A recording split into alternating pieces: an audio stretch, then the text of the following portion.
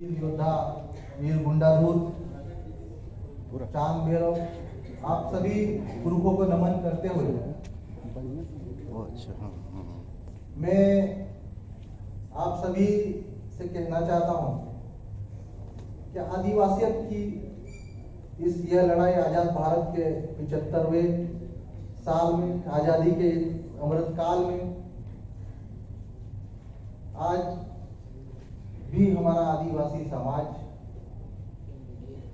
अपने जल, जंगल और जमीन की लड़ाई के साथ साथ हमारी धार्मिक, सामाजिक और राजनीतिक पहचान के लिए संघर्ष कर रहा है। इससे पहले मैं छोटा सा परिचय दे दूं, क्योंकि मैं आप लोग झारखंड वासियों के बीच में पहली बार उपस्थित हूँ।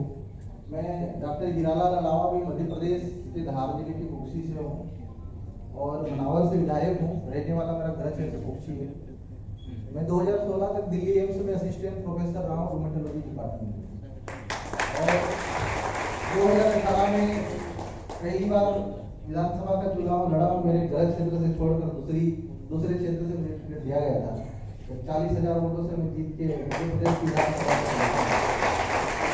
बहुत ज्यादा राजनीतिक अनुभव नहीं है, बहुत ज्यादा सामाजिक अनुभव नहीं है, लेकिन छोटी सी इस उम्र में हमने बहुत कुछ आप लोगों से ही सीखा। खासकर झारखंड, छत्तीसगढ़, उड़ीसा के आदिवासी आंदोलनों को हमने बहुत गहराई से और बहुत करीब से देखा, बहुत असेस किया। जहां तक मैं समझ पा रहा हूं कि जो हमारा सरना धर्म कोड की जो लड़ाई में बंधन तिग्गा जी, गुरु बंधन तिग्गा जी का नाम, कलकान मुर्मू जी का नाम है। झारखंड के हम लोग आदिवासी आंदोलनों को हम लोग पढ़ते रहते हैं। देखिए, हम लोगों को समस्या के समाधान की ओर जाना चाहिए, जाना पड़ेगा। हम लोग धर्म कोड की मांग कर रहे हैं, हम लोग 5वीं अनुसूची की मांग कर रहे हैं, हम लोग 6वीं अनुसूची की मांग कर रहे हैं, लेकिन आजाद भारत में 75वें इस अमृत काल में जब मुझे दुख इस बात का होता है कि पंच से लेकर सांसद तक आदिवासी, मंत्री आदिवासी, और आपके झारखंड में तो राज्यपाल भी आदिवासी, मुख्यमंत्री भी आदिवासी और हमारी महामहिम राष्ट्रपति भी आदिवासी। लेकिन जिन अधिकारों की हक की लड़ाई हम लड़ रहे हैं, हमारी लड़ाई धार्मिक कोड की। जब भारत के संविधान सभा में बरांग गोम के जयपाल सिंह मुंडा जी ने आदिवासी शब्द की लड़ाई लड़ी, हमारी धार्मिक पहचान की लड़ाई लड़ी, लेकिन वो लड़ाई आज भी इस 75वें साल में अधूरी क्यों? हम लोग अलग अलग राज्यों में, अलग अलग समुदायों में, अलग अलग भाषा के आधार पे, अलग अलग स्थान के आधार पे हम लोग बटे हुए। हमने जय आदिवासी युवा शक्ति संगठन बनाया, हमने 11-12 में शुरुआत की और पूरे देश के भील, भिलाला, मुंडा, संथाल, उराव, गोंड, कोल, हर कम्युनिटी के आदिवासी समाज के प्रतिनिधियों को, युवाओं को जोड़ने के लिए प्रयास किया। हमने कहा कि जब भारत के संविधान में 5वीं अनुसूची लिखी गई, अभी डॉक्टर कर्मा जी ने कहा कि सरना धर्म को मानने वाले 45 लाख झारखंड में, 49 लाख भारत में 49 लाख। उसके बावजूद भी हमको धार्मिक पहचान नहीं मिली। भारत के संविधान में जब 5वीं अनुसूची बनाई गई, तो 5वीं अनुसूची में जब हमको अनुसूचित जनजाति में शामिल किया गया, तो हमारी जो पहचान, धार्मिक पहचान, एक स्वतंत्र धार्मिक पहचान मानी गई। हम लोग किसी धर्म में नहीं बांधा गया भारत के संविधान में।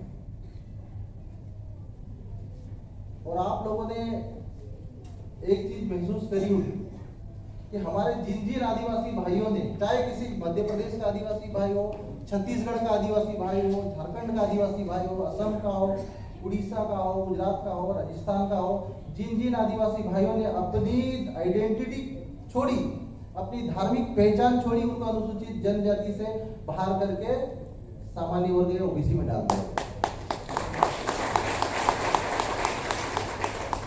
1965 में लोकूर कमेटी बनी। आप लोग लोकूर कमेटी का पढ़िएगा, और उसमें स्पष्ट तौर पे कहा गया कि जिन जिन आदिवासियों ने अपनी धार्मिक पहचान खो दी, अपना कल्चर, अपनी संस्कृति, अपनी विशेषताएं, जो स्वभाव छोड़ा, उन सबको एसटी से बाहर कर दिया गया। और आज वर्तमान में हालात ये है कि कई ऐसी जातियां केंद्र सरकार के पास लिस्टेड पड़ी है, कम से कम 1000 से ज्यादा जातियां ऐसी राष्ट्रपति के पास फाइलें पड़ी हुई है एसटी बनने की। हाल ही में प्रधानमंत्री जी के नेतृत्व वाली बीजेपी सरकार ने और महामहिम राष्ट्रपति जी ने राष्ट्रपति बनते ही कई जातियों को एसटी में शामिल किया, जिसमें झारखंड की भी है, उड़ीसा की है, हमारे छत्तीसगढ़ की है और असम साइड की कुछ जातियां हैं। सवाल ये है कि जो हमारे भारत के संविधान में जो जनजाति के सामने शेड्यूल का शब्द जुड़ा है, सूचीबद्ध अनुसूचित शब्द जुड़ा है। हमारे जयपाल सिंह मुंडा ने जो झारखंड में पैदा हुए थे और एक ऐसे आदिवासी होते, हम तो उसको सैल्यूट करते हैं और उदाहरण देते हैं कि जयपाल सिंह मुंडा ने जो संविधान सभा में जो लड़ाई लड़ी कि हमारी पहचान, स्थायी पहचान दीजिए, हमको संविधान में आदिवासी कहा जाए। अगर आदिवासी कहा उस समय हमको आदिवासी के रूप में नोटिफाइड या पहचान मिल जाती था। ये अंदर बाहर का जो खेल चल रहा है, क्योंकि कई जातियां ऐसी जो कल्चर संस्कृति भूल गए उनको बाहर कर दिया और जो नहीं है उनको अंदर किया जा रहा है। क्यों? क्योंकि शेड्यूल्ड, सूचीबद्ध। हम लोग जनजाति भी नहीं है, हम अनुसूचित जनजाति, मेरे पूरे देश के आदिवासी। आज हम धार्मिक पहचान के लिए संघर्ष कर रहे हैं। पांचवी अनुसूची के भीतर ये व्यवस्था दी गई है कि आदिवासी समाज अपने धार्मिक रीति रिवाजों को संरक्षण करने के लिए स्वतंत्र है। और हमारे आप लोगों में मैं बताना चाहता हूं कि जो हमारी धार्मिक और रूढ़ी परंपरा है, उसके लिए हमारे मध्य प्रदेश में तो रूढ़ी जन्म संहिता बनी हुई, इंप्लीमेंट नहीं हुई है। तो मूल बात यही है कि हम लोग धार्मिक रूप से एकजुट हो, हमें कोड मिले, लेकिन साथ साथ में जो हमारे संविधानिक जो प्रावधान है, खासकर अनुसूची 5 और अनुसूची 6, आज भारत के किसी भी राज्य में अनुसूची 5 इंप्लीमेंट नहीं है। किसी भी राज्य में 10 अनुसूचित राज्यों में। और क्यों नहीं है? क्योंकि हमारे नेतृत्वकर्ता में दोष इधर उधर नहीं देता हूं, हमारे समाज के नेतृत्वकर्ताओं को देता हूं। हमारा समाज का नेतृत्वकर्ता मंत्री बने, हमारा समाज का नेतृत्वकर्ता राज्यपाल बने, हमारे समाज का नेतृत्वकर्ता राष्ट्रपति बने, लेकिन उसके बाद भी आदिवासियों के हक की बात नहीं कर पा रहे, तो ऐसा नेतृत्व हमारे लिए किसी काम का नहीं है। आज पार्टी के गुलाम नेता नहीं चाहिए। आज आदिवासियत के लिए काम करने वाले, आदिवासियत की लड़ाई लड़ने वाले, हमारी धार्मिक पहचान के लिए लड़ाई लड़ने वाले, हमारे लिए 5th शेड्यूल के प्रोविजंस को इंप्लीमेंट करवाने वाले, हमारे लिए 6th शेड्यूल को इंप्लीमेंट कराने वाले लीडर्स चाहिए। और ऐसी भावना वाले जिस दिन विधायक और सांसद आप विधानसभा में भेजोगे, उस दिन हमको धर्म कोड देने से दुनिया की कोई ताकत नहीं रोक सकती। हमारे आपके सुबह सुबह आपके मंत्री जी से मिल के आए, जनजातीय मंत्री जी से, वो भी सौभाग्य की बात है कि झारखंड के लिए महामहिम राष्ट्रपति जी भी वहीं की राज्यपाल रही हैं और मुख्यमंत्री भी वहां तो अभी आदिवासी की है। उन्होंने एक बात शंका जाहिर की कि उनके जो सवाल थे कहीं न कहीं संदेह पैदा कर धार्मिक पहचान को, कि हम ऐसी विचारधारा वाले लोगों को मंत्री बनाएंगे, विधानसभा में भेजेंगे, लोकसभा में भेजेंगे, राष्ट्रपति बनाएंगे, जो आरएसएस और बीजेपी की गुलामी करते हैं। ऐसे लोग आदिवासियों को धार्मिक पहचान दे सकते हैं। आप गलतफहमी में रहते। हमारे लिए जयपाल सिंह मुंडा जैसे लीडर पैदा करना पड़ेंगे जो विधानसभा और लोकसभा में जाकर बाहर करें। और जिस दिन ऐसा नेता पैदा करने वाला हमारा समाज एकजुट हो गया, पूरे देश में आज 10 करोड़ से ज्यादा आदिवासी, हमारे मध्य प्रदेश में आज 2 करोड़ से ज्यादा आदिवासी, और पूरे देश में 10 से 15 करोड़, वो भी सिर्फ notified tribal. Non notified tribal को आप ले लेंगे तो 15 से 20 करोड़ हम लोग हैं देश में। लेकिन हम लोग एकजुट कहाँ है? हम लोग सब अलग अलग लड़ रहे हैं, अलग अलग राज्यों में, अलग अलग जातियों में, अलग अलग प्रांतों में। मेरी शुभकामना है आप सभी झारखंड वासियों को कि हमारी धार्मिक पहचान अलग मिलनी चाहिए, हमारी 5वीं अनुसूची हमको मिलनी चाहिए, क्योंकि जब तक संवैधानिक अधिकार नहीं मिले, आज 5वीं अनुसूची हमें स्वायत्ता देती है। पेशा कानून बना, परिकल्पना की गई कि पेशा कानून को 6वीं अनुसूची के पैटर्न पे लागू किया जाएगा। मध्य प्रदेश में हमने लगातार विधानसभा में लड़ाई लड़ी और हमारे यहाँ भी 15 तारीख से पारंपरिक ग्राम सभाओं की पैसा लागू होकर पारंपरिक ग्राम सभाओं को लागू करने की तैयारी हो रही है।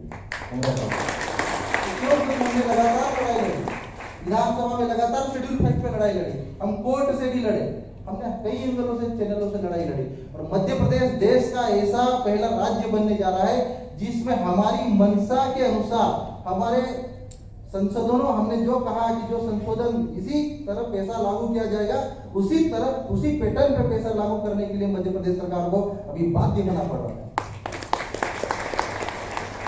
क्योंकि 1996 में कानून बना, उस 1996 से लेकर 2022 तक सरकारों ने माना ही नहीं किया था आदिवासियों का कानून है, किसी राज्य ने लागू नहीं किया।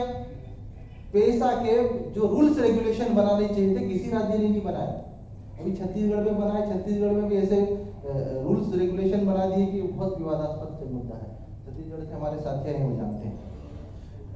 तो मेरा कहने का मूल उद्देश्य यही है कि हम लोग अपनी सामाजिक, राजनीतिक और धार्मिक लड़ाई को लड़ने वाले ऐसे नेता तैयार करें, ऐसे युवा तैयार करें जो वास्तव में इस आजाद भारत के अमृत काल में हमें कुछ तो मिले। आज राष्ट्रपति, महामहिम राष्ट्रपति किसी आदिवासी को बनाने देने से आदिवासियों का भला हो जाएगा क्या? या आप लोगों से बेहतर कोई नहीं जानेगा, क्योंकि मैं आप लोगों से इसलिए पूछ रहा हूं कि आपके वहां तो राज्यपाल भी आदिवासी, राष्ट्रपति भी आदिवासी और जनजाति मंत्री भी आदिवासी, केंद्रीय जनजाति मंत्री। उसके बावजूद भी हम लोग को दौड़ दौड़ के झारखंड से यहाँ दिल्ली आना पड़ता है, इतना किराया लगता है। हमारी माताएं बहनें बेचारी, मैं तो आप लोगों को सैल्यूट करता हूँ, इतनी भारी संख्या में आप इतनी दूर से आ गए वहां से। एक सतत संघर्ष का प्रक्रिया का हिस्सा है। ये सलखान मुर्मू जी के मैं हमेशा देखता रहता हूँ सोशल मीडिया से, काफी संघर्ष करते रहते हैं। और मैं आप सभी योद्धाओं को मैं सैल्यूट करता हूँ कि आप आदिवासियत की लड़ाई लड़ रहे हो और आप उस राज्य के योद्धा हो जिस पे जयपाल सिंह मुंडा जैसे युवा और युवाखान योद्धा आदिवासियत की लड़ाई लड़ रहे हो, जहां पर बिरसा मुंडा जैसे क्रांतिकारी योद्धा पैदा होते। तो आपकी लड़ाई में डॉक्टर हीरालाल अलावा साथ में, हमारा जयस संगठन साथ में है और हम मिलकर संघर्ष करेंगे। और सिर्फ झारखंड ही नहीं, तो पूरे देश के आदिवासियों से मैं कहना चाहता हूँ कि हम मिलें, हम एकजुट हो और हमारे देश में जो 700 के लगभग आदिवासी कम्युनिटी, अलग अलग कम्युनिटियां हैं, 700 के लगभग जो कम्युनिटी, सब कम्युनिटी एकजुट हो जाओ। क्योंकि अगर हम अलग अलग रहे तो कभी हमको 75 साल हमारे निकल गए हैं और आगे और 75 साल निकल जाएंगे। हम ऐसे आंदोलन करते रहे और जो हमारे बड़े बड़े योद्धा, कई आदिवासी योद्धा से आंदोलन करते रहे, उनको नक्सली घोषित करके जेल में सड़ा दिया सरकारों ने, जमानत देने वाले भी कोई नहीं मिले उनको। और बात क्या, जल जंगल जमीन, हमने कहा कि जल जंगल जमीन 5वीं अनुसूची के भीतर है। अब 5वीं अनुसूची दो, देश का आदिवासी का विकास अब 10 साल में इतना विकास हो जाएगा जितना 75 साल में आदिवासियों का विकास। 275 एक के तहत पैसा मिलने वाला, आर्टिकल 275 एक के तहत आदिवासी उपयोजना में किसी भी राज्य ने उस पैसे का इस्तेमाल कैसे करना, किसी भी राज्य ने रूल्स नहीं बनाए। वो पैसा कहां जा रहा है आदिवासी के नाम से? अभी 78,000 करोड़ बजट पास हुआ केंद्र सरकार का 2021-22-23, 75,000 करोड़। और आदिवासी क्षेत्रों में आज भी बिजली, पानी, शिक्षा, बुनियादी सुविधाएं नहीं है। झारखंड की हजारों बेटियां यहाँ पे दिल्ली में काम करने के लिए आना पड़ता है, युवाओं को काम करने के लिए आना पड़ता है। क्यों? क्योंकि हमारे पैसे का बंदरबाट हो रहा है। ये लड़ाई हम आप सबको मिलकर लड़ना है। आप सभी धर्म प्रेमियों को, झारखंड वासियों को और अलग अलग राज्यों से पधारे हमारे सभी योद्धाओं को जय जवान जय आदिवासी कहता हूँ और आगे मिलकर लड़ने के लिए तैयार हैं। आप सभी के साथ हो और इस धार्मिक लड़ाई में, आदिवासियत की लड़ाई में डॉक्टर हीरालाल अलावा और पूरा जयस संगठन आप लोग साथ